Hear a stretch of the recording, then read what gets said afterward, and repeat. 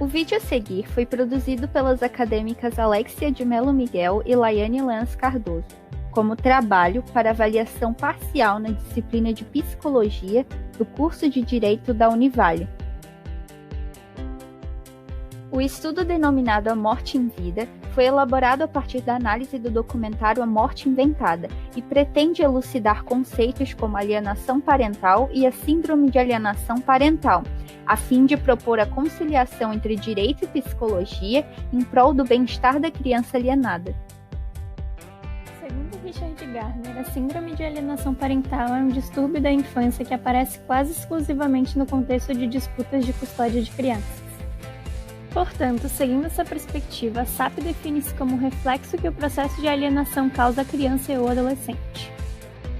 Vítimas dessa síndrome são mais propensas a apresentar distúrbios psicológicos como depressão, ansiedade e pânico, usar drogas e álcool como forma de aliviar a dor e a culpa da alienação e apresentar baixa autoestima. A alienação parental consta na Lei de número 2.318, de 26 de agosto de 2010, a qual, em seu artigo 2º, considera a alienação parental a interferência na formação psicológica da criança ou do adolescente promovida por um dos genitores com o intuito de prejudicar a relação entre o genitor-alvo e o filho. Em busca de atingir o objetivo proposto, analisaremos algumas cenas que identificam um filme documentário brasileiro intitulado A Morte Inventada, dirigido por Alan Minas e gravado em 2009. Nesse sentido, a partir da transcrição de trechos coletados nos depoimentos, far-se-á a análise do longa no que concerne a temática da SAP. Eu senti uma angústia muito grande dessa figura, desse mito que eu não podia saber nem podia falar o nome, que era meu pai, e eu fiquei com muita raiva quando ele apareceu. Era um misto de raiva e frustração. Ao mesmo tempo que eu queria que ele estivesse mais presente, eu queria que ele não voltasse nunca mais. A minha mãe era tudo pra mim, então qualquer coisa que eu fizesse pra ela ficar orgulhosa e negar o meu pai era uma coisa que eu achava que ia deixar ela muito orgulhosa. Segundo os relatos, os sentimentos usualmente expostos são de angústia, raiva e frustração, isto é, sensações comumente carregadas de uma valoração negativa atreladas a um dos genitores. Logo, em virtude da manipulação realizada por quem detém a guarda da criança ou do adolescente, prevalece no pensamento do menor a bipolarização ou dicotomia, fato que gera uma confusão mental, uma vez que ao mesmo tempo que o menor deseja a presença do genitor afastado, o repudia em concordância com o alienante. Como teve essa coisa da separação, da minha mãe ter sido enganada, a gente ficou muito do lado da minha mãe, sabe? Eu e meu irmão, a gente tomou muitas dores, a gente se sentiu muito traído também. Pode-se perceber que a prática de alienação é muitas vezes motivada por uma ânsia de vingança alimentada por um dos genitores, o qual utiliza a prole como instrumento de canalização do remorso ou inconformação pelo término do casamento. Assim, o menor sente a obrigação de apoiar o genitor que detém a sua guarda.